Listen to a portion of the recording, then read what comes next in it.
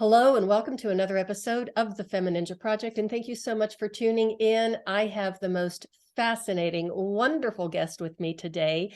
Her name is Phoebe Leona, and she is an author, speaker, dancer, embodied guide, and leader who finds joy in guiding others to have deeper experiences of themselves so they can have a greater sense of belonging and purpose. She is also a TEDx speaker, award-winning author of the book titled Dear Radiant One, an emotional recovery story and transformational guide to embody the dance of life. She's the founder of the nOMad Collective, co-founder of Tribe, which brings the tools of yoga to the military, and creator of the embodied practice called Movement 109. All of this, and she's not done yet. She is just getting started. Phoebe, thank you so much for being here and welcome to the show. Oh my goodness. Thank you for that introduction, Cheryl. It's such a joy to be with you today.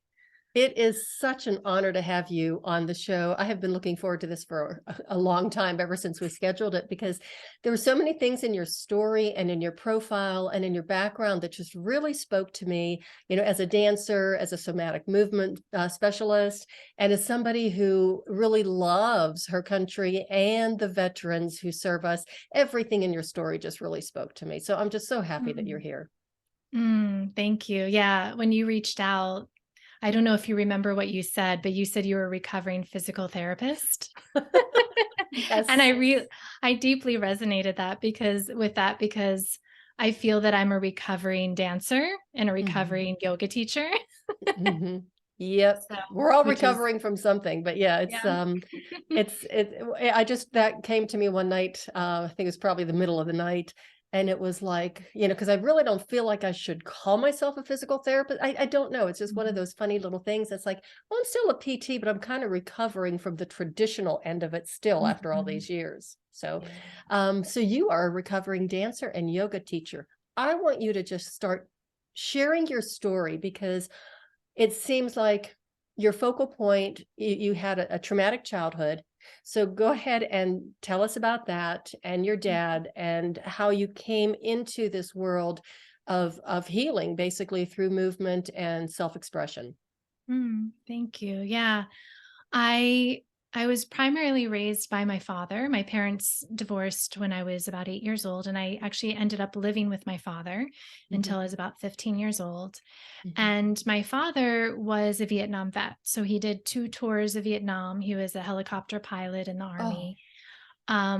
And at the time, back in the early, late 70s, early 80s, we didn't have this terminology of PTSD, but Mhm, that's what he had ultimately. What we called it then was he had a drug problem, because he came home, he was, very much traumatized. mhm, And what he did was he went to the VA. They just said he had shell shock, and then he decided to just go out and, prescribe himself drugs, street drugs mhm, in various ways. mhm, So he was always on and off something. Sometimes it was mhm, alcohol, sometimes it was, harder drugs like crack and heroin. mhm, Um, and he did his best, but we didn't have that terminology. We didn't have the tools that we have now. Really, mhm, this idea of trauma is relatively new in our culture, probably mhm, even, let's say, the past 5 years, but mhm, more so, more readily available to the public. But before that, mhm, it was this term that we put on, veterans of mhm, like 10, 15 years ago. So back then it was not talked about. mhm, And when I was 15 years old, I decided to leave my home. I left that home. I mhm, went to live with my grandmother for a period of time. mhm. But during that whole time, even previous to when my parents separated, I danced. Mhm, It brought me so much joy to mhm, dance in my room alone, to dance for people, to dance on mhm, stage. mhm, And what I had realized not until I was an adult was how it was such a gift for my healing mhm, journey. mhm, Because when my dad would go into his rage, when he would go into flashbacks, mhm, I was a very intuitive child. So I mhm, would feel this energy shift within him in our environment, in our home. And sometimes I was caught in the crossfire, but a lot of Mhm. times when I really started to read the signs, I would go home, I would go in my bedroom, close the Mhm. door, turn the music on so I didn't have to deal with whatever was happening out there, and I Mhm. just danced Mhm. and brought that joy back to my own inner being again. Mhm. Mhm. Um so I just saw that I just loved dance so much and I followed that as my career path. Mhm. So Mhm. here I am, as a teenager, kind of dealing with my own trauma of Mhm. my father's trauma of leaving home. And then Yeah. also using dance as this way of, okay, this is the thing that brings me joy. And well, it's also what I'm really good at. So let me continue on as a professional. Mhm. So I continued that track. I went to college for dance. I went to New York City and I was a professional dancer in modern dance companies for Wow. on and off for about 11 plus years. I Mhm. retired a couple of times because of physical injuries. Mhm. That's why I'm Mhm. saying a recovering dancer, Mhm. because what I saw was also during that time as being a professional dancer was that I became rather jaded, because all that joy that I felt for movement as my Mm. medicine was now somewhat taken away from me, because now it was a job. Now it was this Mhm. thing that people judged me, as Mhm. I went into these auditions with 200 plus women who were just as beautiful as me, just as talented as me. And it just was the luck of the game of whose, Mhm. um, headshot was on that table when the director wanted something or the choreographer wanted something and caught Mhm. their eye. So I was very disheartened, and Mhm. I retired probably my second time from dance. So it was this love. I wouldn't say hate. I think that's a strong word, but it was Mhm. this battle Mhm. of my relationship with dance for so many years. Mhm. And I'll tell you a little bit more about how I found my way back in a little bit later. Mhm. But during that process of dancing professionally, I found my way to Pilates, and I Mhm. was practicing that and I started to teach that, and also yoga. And so Mhm. those became my healing, my physical healing. But Mhm. then when I was really diving into the practice of yoga, I was realizing my wounds that I had not really looked at Mm. from my childhood. And I started to go on this whole personal development and spiritual journey. And I Mhm. also started to teach yoga as well. Mhm. But this beautiful experience of coming in to realize, okay, I felt so alone during that period of my life when I was a Mhm. child, because I was rather outgoing. I was very bubbly on the outside, but then I had this deep, dark secret within Mhm. me that I didn't really tell anybody. I didn't even tell Mhm. my mom what I was going through with my father. I didn't, I protected him in a lot of ways. Mhm. So as an adult, learning about this practice of yoga and unpacking all of that, I started to realize, there was nothing to be ashamed of. Mhm. There were these wounds to bring out into the light. And so that was really my journey until about 2009. And then I had left my father back when I was 15. And so he Mhm. came back into my life in 2009. Mhm. And during those, I think it was something like 18 years when he wasn't in my life, I didn't know if he was dead. I didn't know if he was homeless.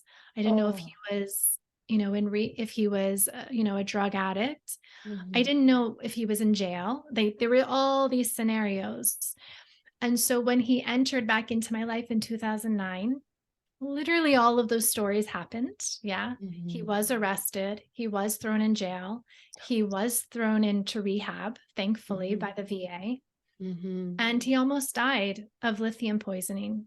He was like very, very close to being pronounced dead. And that's when he said, oh, a whole fog lifted and he saw my face and he remembered Mhm. that he had a daughter, Oh. and that because he was in such a fog at that Right. point. Right. And he said he wanted to be back in my life. So at that point, he had been 10 years sober from the head drugs. I mean, from the Mhm. hard street drugs, but he Mhm. had been on a lot of what he called the head drugs, Mhm. like lithium, to Mhm. balance his bipolar at that point. And so Oh. in 2009, he was like, I'm not doing anything anymore. Doctors take me off of everything. And Mhm. so he was rehabilitated to as best as he could be at that point. And we had 4 amazing years Oh. together where, I saw his personal development, his claiming of his PTSD, his Mhm. ownership of the anger that still was inside of him. I'd watch Mhm. him count his breath when he was in situations where he didn't feel safe, Mhm. and got that trigger of anger. So I got to see the possibility Mhm. of a father that I never had known to be true back when I was a child. So it was really beautiful. And then in 2013, he died in his sleep. And Oh, but I'm so grateful because he finally died in peace. He right. lived in hell for years and years, and he actually got to die in peace. So Mm. Well, that it's is a been, blessing, yeah, and yeah, such a blessing that you got to spend those 4 years with him. yeah, exactly. And I mentioned it to you earlier before we even started the recording, but I just wanted to say it again. I think it's so shameful the way that we used to treat our veterans. And even still now, I'm sure a lot of them do fall through the cracks, but especially with the Vietnam era and how they were treated when they came back. And, the nightmare that they lived through that just never went away. I mean, that's Yeah, not something that you just go back into your life. Even going back to society into society is just such a shock to the system. It's like, how in the world does a brain wrap themselves? I mean, how do you recover from that? How do you deal with that yeah. dichotomy? And I think the bigger question is like, how, if you do, how do you survive? Like, when he never really talked about it when I was a child. He would show me the scar wounds because he shot himself in the leg to get out the second time. Mm. And so I would hear these sort of cryptic stories here and there as a child. But when he came back into my life, he said, I had orders to carry out to kill women and children and to make sure that I was the survivor. So he was a helicopter pilot and he had to steer the helicopter so that he didn't get shot down. So that he had to sacrifice his men. And he said, how do you ever go back to being normal after that? No, Um, you don't. you don't. Wow. So, what was I thinking? There was something that popped into my head. Um, I mean, as a little girl, because I'm trying to put myself in that position Yeah. of, watching your father going through all of that. I mean, did you ever feel unsafe? Did you ever Yeah. want to try and help him? Did you ever, how do you deal with something like that? Yeah. I like I said earlier, I was very intuitive and I had a very strong connection with him specifically. And I did not feel safe. There were plenty of times that I did feel safe, but the what was strange or what was really challenging, I'll say, and really confusing was that I would feel so safe with him. And then there were moments that he would just turn on a dime because he would go into flashback and it was very unsafe. Mm-hmm. And that was the most confusing thing was to have this safe. I mean, I was daddy's girl. I thought he was the best thing in the world. And that's why I Mm-hmm. became so protective of him because when there were, you know, violence happening in my home, I felt I needed to protect him because I knew that wasn't him. And Mm-hmm. so if I was taken away, then there was no hope for him. So there was this very codependent relationship, but there was also a sense of, okay, yes, I need to create that safety for myself. I know he's not always a safe person. So that's how I, really used dance as my therapy was because I could just go into my room. It was like me creating my own little fantasy world, lock the Mm-hmm. door, don't poke the bear, Mm-hmm. daddy's in a bad mood. Just don't poke the bear. I'll go in my room and I'll dance. And Mm-hmm. so that was how I created the safety within me. Um, and it was a really confusing childhood. And I do share in my book, Dear Radiant One, specifically a moment when he went into flashback and I was there with him. I was there in Vietnam with him. And Oh, he brought me into the car and like was running away from the bad guys, wow. which actually was my mother coming to get me. But he saw Oh, her as an enemy. So it was rather traumatic. oh gosh, that just breaks my heart. I mean, for both of you. Yeah. At that time, did you have like a trusted friend or teacher or anybody that you would share this with, or did you just keep it all inside and let it go when you went into your room and put the music on and danced? Yeah, I mean, thank God for dance. I mean, Mhm, seriously, thank mhm, so grateful for that, because there was one, the protection thing. There was mhm, one also, it was, I'm trying to find the best way of saying this. mhm, The way that I was brought up, because my mom, I saw the violence between my parents mhm, before she left. And so it was somewhat normalized, the way that it was pushed under the rug, mhm, that, I almost felt crazy speaking about it. Like, oh, this mhm, isn't real, because I've had this situation with other people involved and they went back to normal. And mhm, so what am I supposed to do? Right?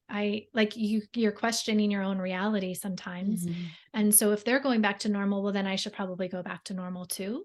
So, mhm, because he never came to me, I don't think he even remembered, honestly. Like, it wasn't that situation where he came to me and say, don't tell anybody. It mhm, was just the way that I received that conditioning of witnessing others. mhm. Um, so yeah, I think that's the best way to say it, was just Wow. learning from. So then now, okay, so let's go through time that you graduated, as this dance major, and then you went into professional dancing, and then you quit and went back a couple of times, I'm guessing, and then you Mhm. discovered yoga. At what point did you decide that there was so much power Mm, in and healing in the art of movement mm. with those embodied mind body awareness type of arts, that you wanted to pursue that as a career and to help other people? Um, it's funny. I was just talking to somebody else the other day, and she was saying how she was kind of pushed into teaching, and that was sort of me as well. Mhm, Um, I never had the I never had that intent to be a dance teacher or a yoga teacher or whatever. It mhm, was always I was always a teacher telling me it was time for me to teach and help other mhm, people. mhm, And I was like, "No, I mhm, want to be on stage and I want to be a performer and dance and everybody look at me." Like, it was that little ego part of me that wanted mhm, to be seen in that way. But I had many invitations over my life where it was, no, you're supposed to teach, you're supposed to mm, help people. And I never regretted it. I mean, mhm, I just resisted at first, and mostly it mhm, was because I knew how valuable it was. The dance, the Pilates, the yoga was so valuable to my own healing, that I was mhm. afraid of that jadedness that I felt as the dance, that it would Oh, get distorted and it wouldn't be that pure, beautiful healing for myself. mm, But then over time, as I continued that journey of teaching and sharing and helping others, I really received that medicine too, in the process of the teaching and the healing of others. mhm, Um, but to go a little deeper into your question, so I was a teacher of movement since I was mhm, 21 in those mhm, various ways. But I think it was when my father did pass away in 2013. I had already been a yoga teacher at that mhm, point for, I think, about almost 10 years mhm, ish. And I was also married. mhm. And when I went through the loss of my father 2 months later, I also went through a divorce. Very Oh, unexpectedly. It was just like punch, punch, punch. You were talking about martial arts. I wish that I had that inside of me. Like, I just wanted to chop things in half and oh, you have like, no idea how much fun that is and how healing that is. I mean, that's actually how I got into martial arts in the first place, was to heal, from a traumatic event. And I knew it wasn't going to help. I knew I just, was going to hate every moment in the dojo. Mm, I knew I was just going to take a few classes and then quit. And well, obviously that didn't happen. yeah. It's so empowering, but yeah, it's so nice to be able to have something like that to express the Mm, anger and the frustration and the fact that, life sometimes is really not fair yeah. and it's full of hits. And to be able to roll with the hits, but I mean, it seems like you managed to have enough tools to be able to get through that terrible time. And it's really funny. Life does seem to pile the hits together Yeah.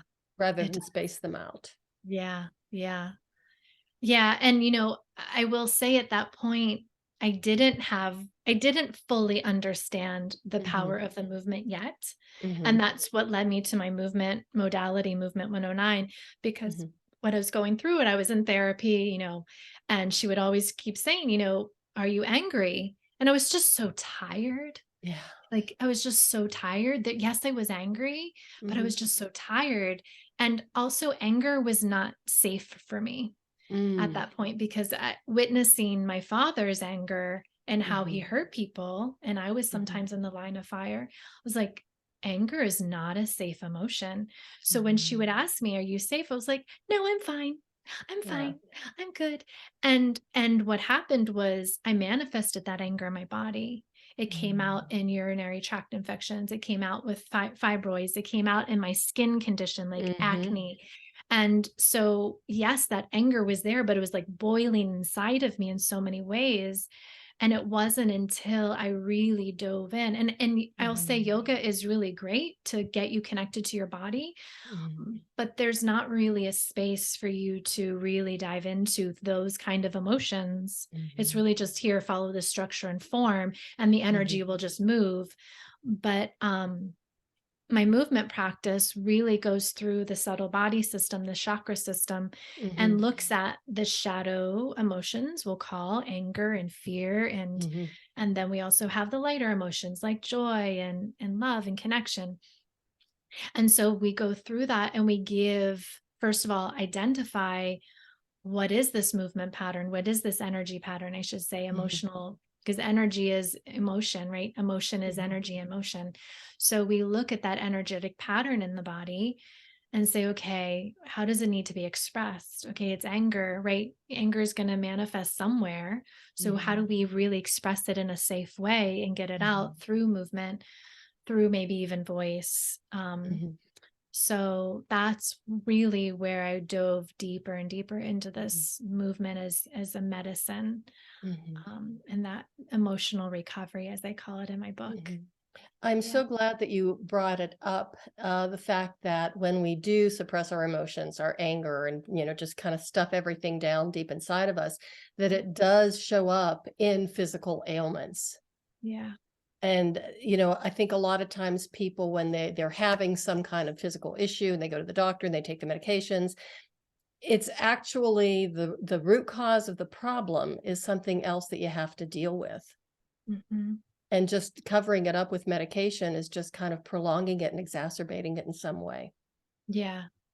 And I will say, I don't want to give it away for anybody who reads my book, but I I do have a very powerful story of how my body manifested grief Mm. months before my father passed away and I Wow. went through to my divorce.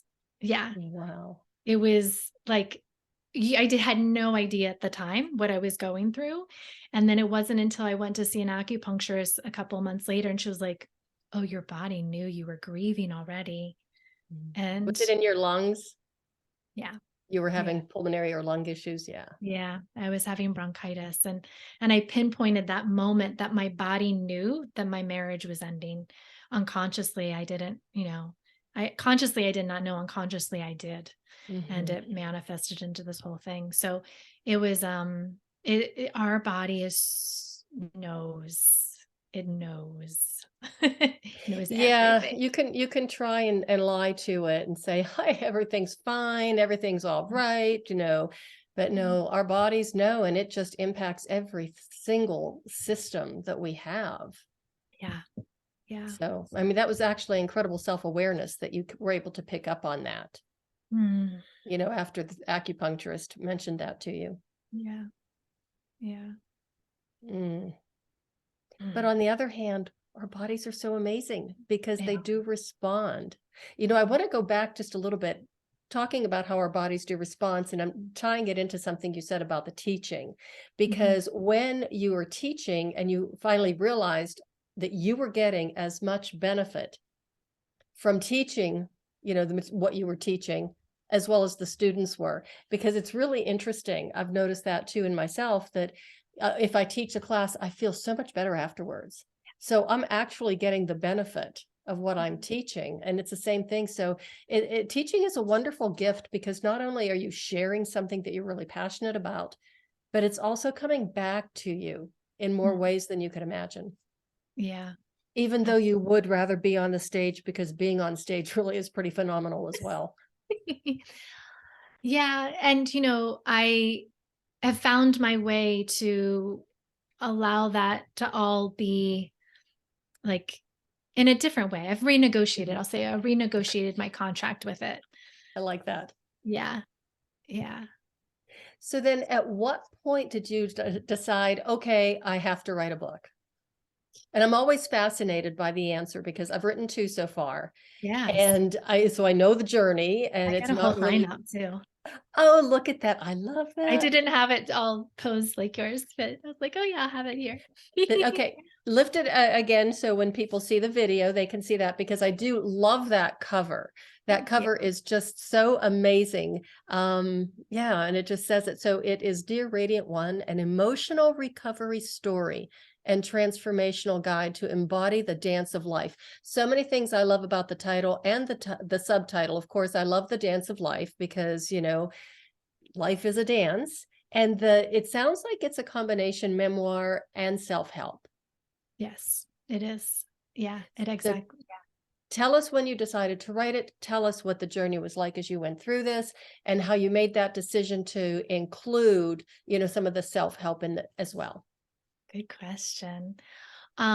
So that year, 2013, when I was going through everything, I knew even then, as depleted as I was, as I knew that there was something good that was going to come out of it.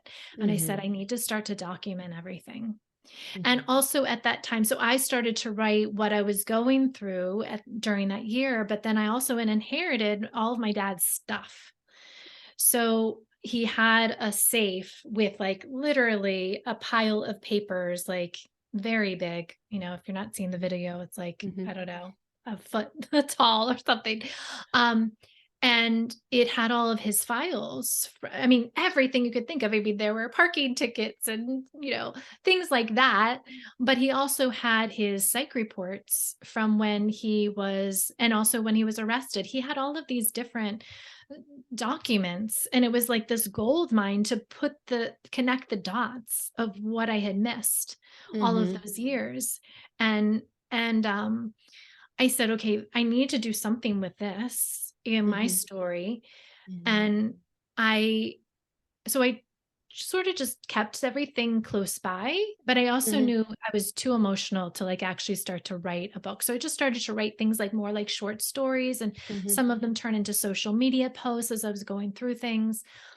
And then I think it was like 3 or 4 years later, I Hmm. had a manic, I call it a manic fall, where it was just like manic autumn, where it was like, I'm going to write the book. And I stayed up for like 3 months straight and just wrote this book. Oh my goodness. Um, and I sent it to my mother, and I said, "Okay, I want you to read this first so that I want you to feel good about what I'm sharing to the world, because some of the things might not look so good. She might not have looked that good." And I shared some of her own intimate, Hmm. stories that she hasn't maybe told anybody else. Hmm. So she read it and she gave her approval, but it still felt too raw. That at that Hmm. point, it was just a memoir. It was just Hmm. me sort of making sense of what just happened the last 3 years, as well Hmm. as my and with the mirroring of my childhood. Hmm. Because what I also noticed as I was unpacking it was that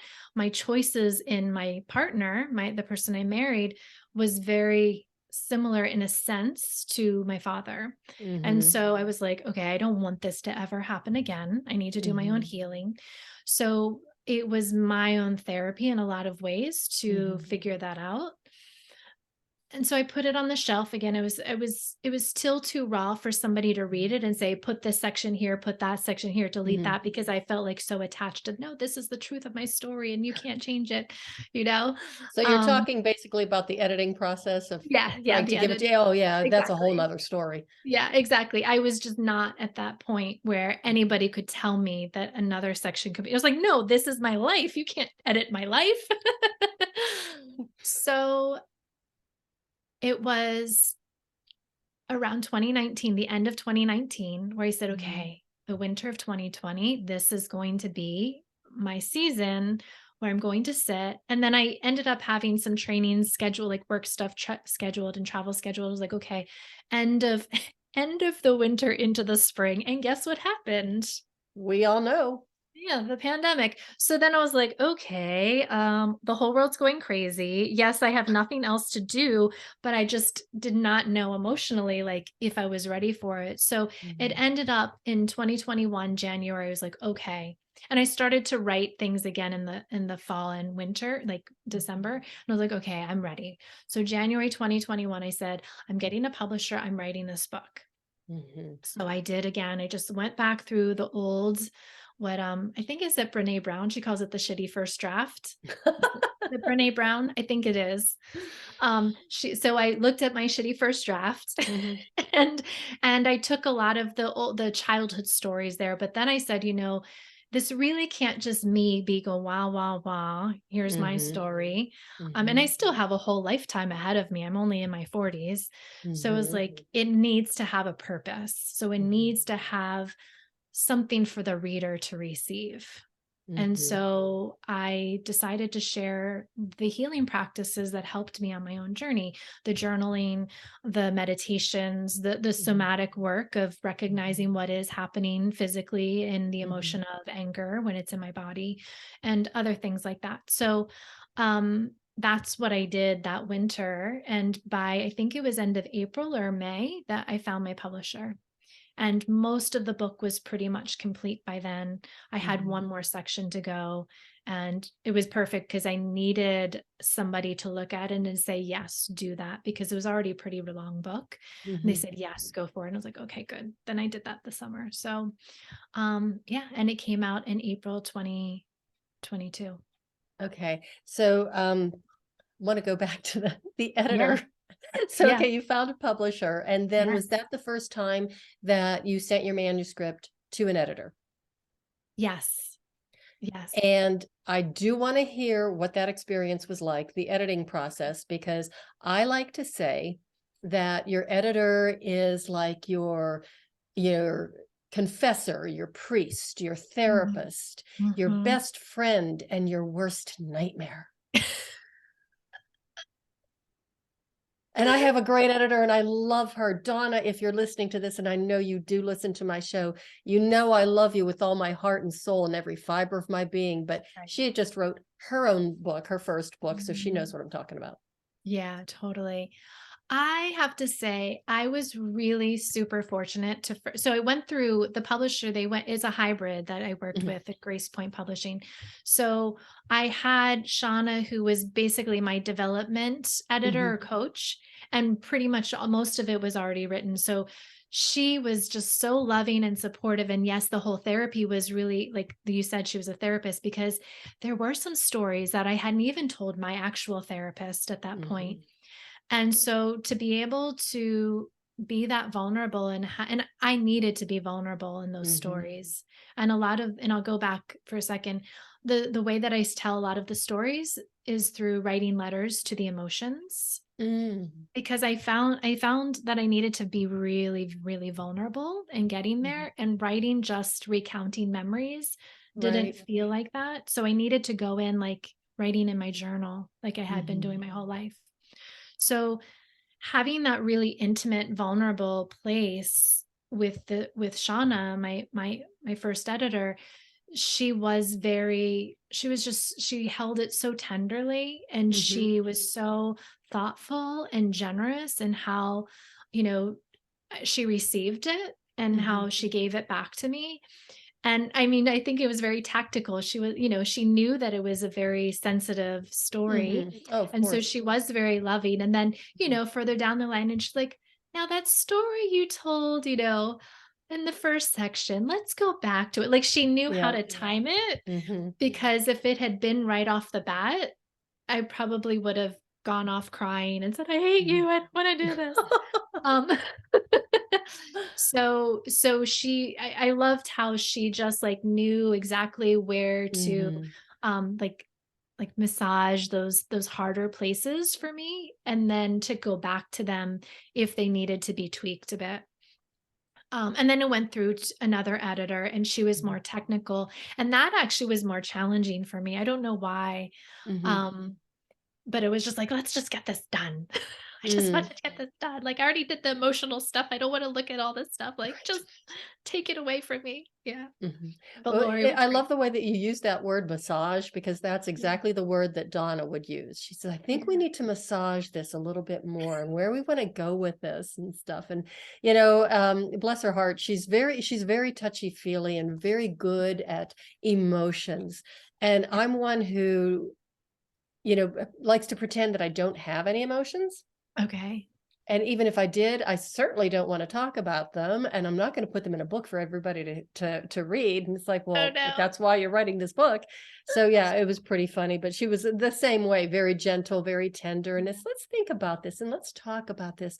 What was going through you internally as you were experiencing this? What were you feeling that you can share with the audience? It's like, what does I want to take a baseball bat to his head, not convey to the audience how I was feeling? So it's really funny. She's edited both my books and she will edit the rest of them. So as I long as I'm love writing, she'll be editing. That's amazing. So that brings me to another question. Do you plan on writing any more books? I think so. Hmm. I think this one took so like it was my whole life up until now, and it took so much time that I do feel like I gave birth to this really, really, really big baby. Uh-huh, And uh-huh. I think I'm just recovering. But I do have an idea. I won't talk Mhm, about it now because it's mhm. just like a little tiny seed. Well, you Um, can come back on the show once you get the seed yeah, sprouting and growing and, picking the fruit. And so you're beautiful. always welcome to come and talk about it. Thank you. Yeah. So eventually down the line, but I think I have other things to do first. Mhm. Yeah. Yeah. Yeah. That's great. Well, writing it is quite an experience writing the book, and it's so funny that you say that about giving birth to a really big baby because it's so exhausting, just emotionally, mentally, and even at some level physically, that it takes a while to get over it. And but then it's like, okay, now I think I want another one, and I guess that's what it's like when you're having babies. Once you get over Yeah. the experience of, oh, now I know what I'm doing, I want to do it again. But a lot like children, each Yeah. book is different. And when did your books come out? What was your timeline? My first one was 2016, and that was the book Fitness Over 50. And then the Okay. second book actually just came out in March of 2022, and that's the one about my story, my chronicles, my journey of getting into martial arts at the tender young age of 47, and Awesome. knowing I was going to hate it and quit any day. But here I am, still training, and became my teacher's first female black belt. And I mean, it's just a crazy, crazy Amazing. story, but I'm mine kind of excited. started the way yours did. My first book was actually supposed to be about my family history. And it was my youngest sister. I've got four sisters. And my youngest sister kept saying, you need to write a book. You need to write a book. And I'm like, well, if you think it's such a good idea, why don't you write the book? And she says, no, no, no, you're a really good writer. And I know that. And it's like, how do you know this? Well, I've read your blog and blah, blah, blah. And she says, you need to write a story about our family. Mm. Well, I have plenty of family stories, and I even have a little booklet where my mother browbeat my dad to tell his stories growing up in Europe and then, immigrating to the United States, and stories of her childhood. I have all these stories plus the ones that are still in my head. And my parents had just recently passed away.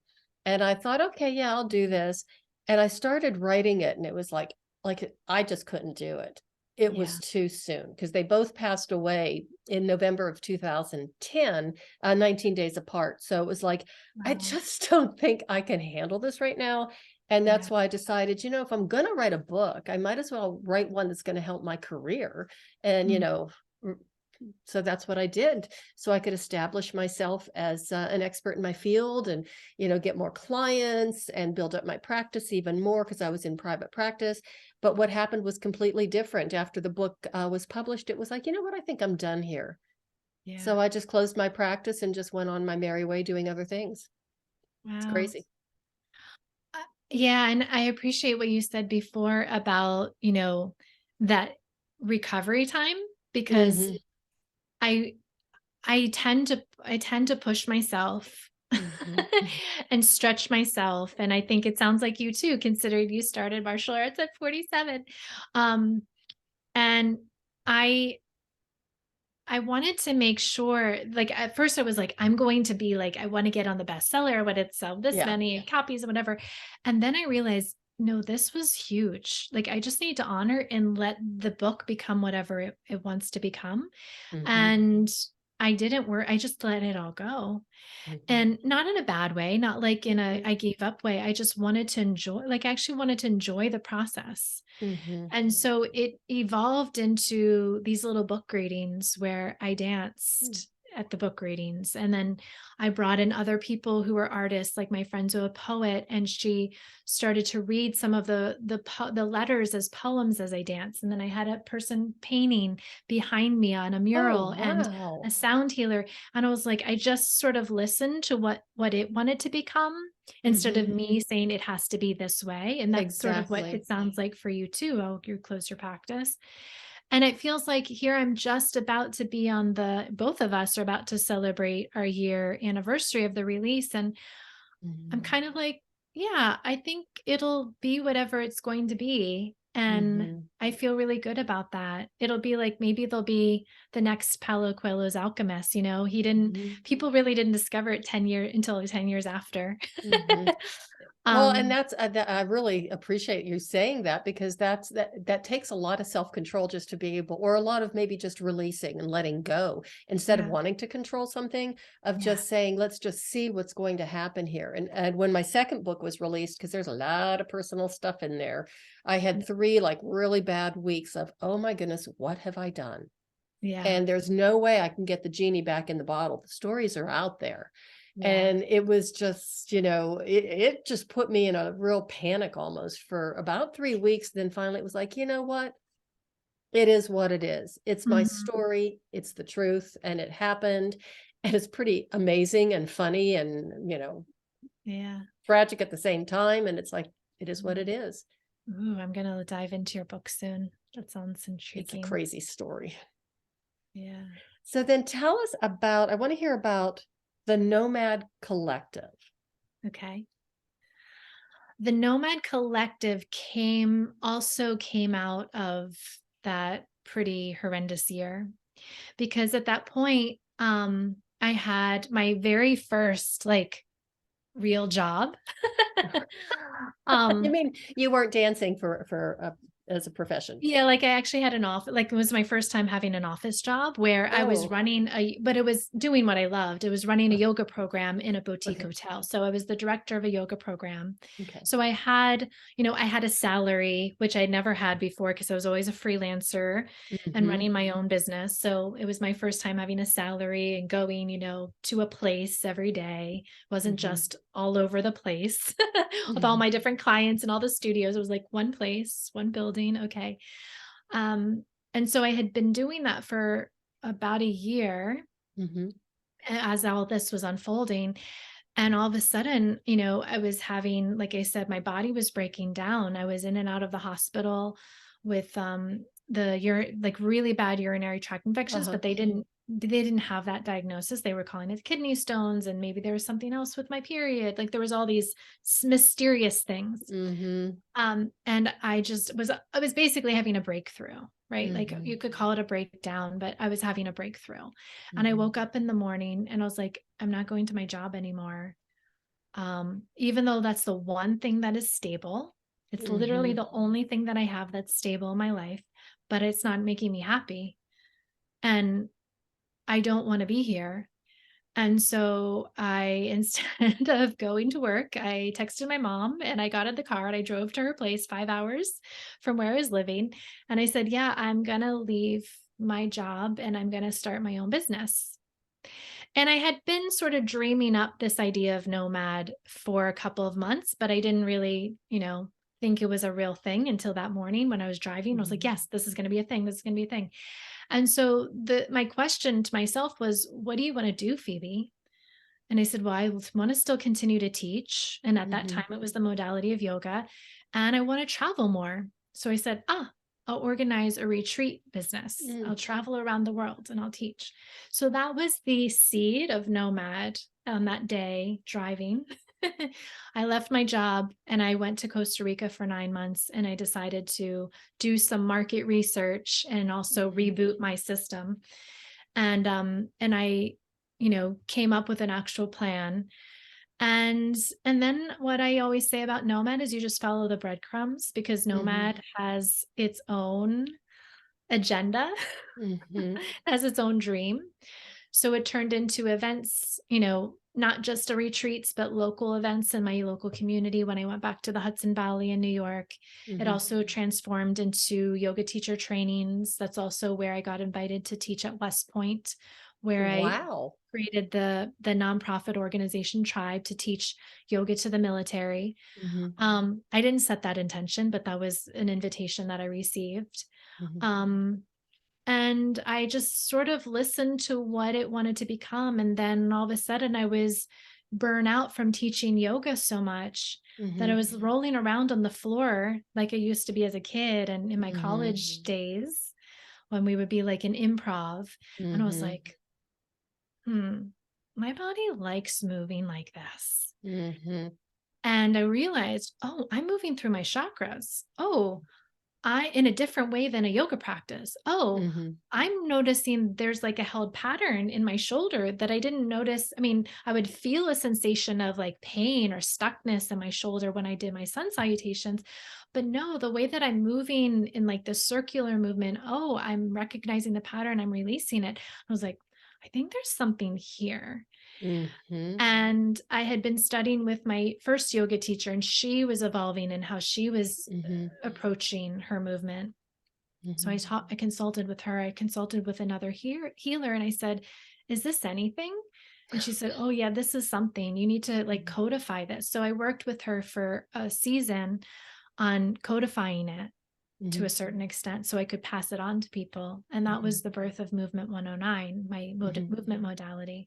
Mhm. So that came from the nOMad Collective. And then within that, also, we have a beautiful community of people who graduated with me, who've studied with me, who are now inviting in other healers and other guides Mhm. and facilitators where I support them in their entrepreneurial journey.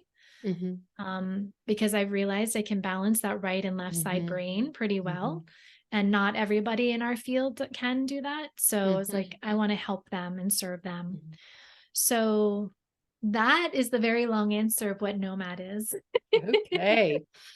Um, I find it fascinating how many people that I've talked to that said, that I went to Costa Rica and then, all this stuff came up. It's like, I need to go to Costa Rica because I guess all of these wonderful things happen to people there. They get either such insight, or I don't know if it's the weather. I don't know if it's the energy there, but it's amazing how many people have actually said that when they were on the show.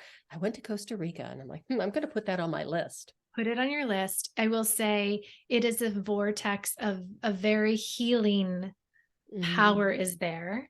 Mhm. It will be nurturing. It will love you. It will also tell you when it's your time to leave. And it will do Mhm. it in the most horrible way. So get out, read the sign, and then leave. Don't Because try and hang around. no, I hung around a little bit too long, and then all of a sudden doors were just closing. It was like, your time is up. Bye. Like, okay, I'm going back to New Oh, York. that is really funny. I want to go back to just the tribe, because I found that really Yeah. fascinating when I was Yeah. looking at your profile, because I think that that's such a powerful tool to be able to take to the military. But I would love to know how the cadets, I didn't realize it was West Point where you were at, but how they responded to it, because I would think it was just this incredible, polar opposite of what they're learning as military personnel. But what a valuable tool for anybody, but especially a military person, to be able to have. And Yeah. was in some way, your father's story involved in this? And do you think that maybe he's the one somehow that managed to get you connected with West Point? Mhm. I'm just curious. No doubt right Uh-huh. there about my father. I mean, when he passed away and I was going through all of those reports, as I said, he was at the VA in New Haven, Connecticut, which is one of the best rehab centers for veterans. Mhm. So I'll just put that there for later. Um, when he passed away, I said, there's going to be something here. There's going to be Mhm. something. I was angry. So I thought it was me going after the military and trying to Mhm. like get Mhm. some sort of like compensation. I didn't know what it was, but I was like, there's something here. There's a reason why I'm receiving all of this. Mhm. Um, and then I ended up just because in the Hudson Valley, there is a huge military community because Mhm. West Point's so close that I was having a lot of military students come to my classes. And I had one of them, a major at West Point. She came to my yoga teacher training and she was so impressed with it. She said, I want you to come to West Point and teach these cadets. And I was so first of all, I was a little nervous because I was like, Yeah. "Oh, yeah." But then I was like, "No, this makes sense." Because there are a lot of organizations out there teaching yoga to veterans, right? Mhm. The wounded warrior. And I Mhm. said, "What if we get to go and give them the tools Mhm. before they're quote unquote broken? Like, what if we Mhm. can give them empowering tools of meditation, of emotion, like understanding the emotions that they're going through and giving them a safe space to experience them and to Mhm. manage them in situations that are unsafe? Like how what a gift." And so when she Mhm. invited me, I did have an unconscious seed there, Mhm. and I said, okay, this is it. And in that training, there were two veterans that ended up being impressed with it too. And they decided to come into my 300, actually three of them. One was a cadet and two were veterans. And they were impressed with that training, that they said, we want to do your 300-hour, which is like getting your master's in yoga. Mhm. Mhm. And there's an independent study project in that, and you can do whatever. And they said, we all came to this conclusion that we were going to start a nonprofit together. I was going to mentor them through it, and I would come and help teach the trainings and everything until they were at that point where they could lead them. So Mhm. that's what we've been doing the last, I guess it's been 5 years, 5 or Wow. almost years. But to go back to the story of my father being in Connecticut in the VA, Mhm. during that whole journey of tribe, I connected with Veterans Yoga Project, which teaches the tools of yoga to veterans. Mhm. And the founder, Dan Libby, he's no longer the founder there. He's moved on just recently, but he started teaching yoga in New Haven, Connecticut around the time that my dad was there. We don't Wow. think that I mean, I asked Dan, he couldn't remember my father. I didn't Mhm. see any documents, but he Mhm. decided to start this yoga program because he said, he was practicing yoga and he was a psychologist. And he was like, I think that this tool of yoga could really help veterans. So he Mhm. started the first yoga program at that VA around the time Wow. that my father was there, which is like, it gave you goosebumps. Kind of crazy, It isn't still it? does. Yeah. Oh, wow. If you look at my weapons behind me, Yes, I saw that them. second from the Don't mess with top, you. is that funny? But the second one from the top, Yeah. that sword was my first sword. And it was actually my father who found it for me, and it was after he passed away. hmm And it was in this little mountain town that we would always go through and stop and have lunch when he would come out here, would do these ski trips. I mean, they were just like so much fun, so many wonderful memories. And it was, shortly after he passed, it was less than a year. And my husband and I were in that little town, and we're walking down the street, and I says, we need to go in here into this store. And he said, Cheryl, it's a knife store. I said, yeah, I know. I think we need to go in here. Long story. That's where I got my first sword. It had a lot of connections to my dad that are even on the sword. And it was pretty amazing. So I really do think that they help us out every now and again, give us a nudge or whatever they need to do. They definitely do. Yeah. So speaking of your dad, and going back to something we talked about before we started recording, is your last name. So tell us about your last name, because at first I just thought, oh, that's a nice last name, Leona. And then I looked at your website and I went, well, there's a story. So why don't you share that with the audience? Because I think it's a fabulous story. Yeah. And I want So to hear the details. yeah. So it's a chosen last name. Leona is a chosen last name. It's Spanish for lioness. Mm. And, it was actually in March 2020 is when everybody shut down, but it was May 2020 where I knew that there was something happening within me. I knew I was going through this another level of transformation. Mhm. And I had been born with my father's last name. I got married and I took my partner's, last name. When I went to the divorce after my dad died, I went back to my dad's last name. And when it came around to this period in May 2020, I was like, I want to claim my own last name. Like, I'm going to write my book. I want to release this past, not in like, I need to get rid of it, but I want to honor it in some way, but I want it to be mine. And so I landed on lioness because my dad and my mom actually got together because of a lion. And this is like the very first story in my book. So, my dad at that time, it was the late 70s, mid 70s. He was a hippie drug dealer. And what you do back then is you own a waterbed business. So he was a waterbed business as a front for his drug dealing business. And how he had security was somehow he acquired 2 lions to live on the roof of this waterbed business. I don't know all of the details. I'm just telling you what my mom knows.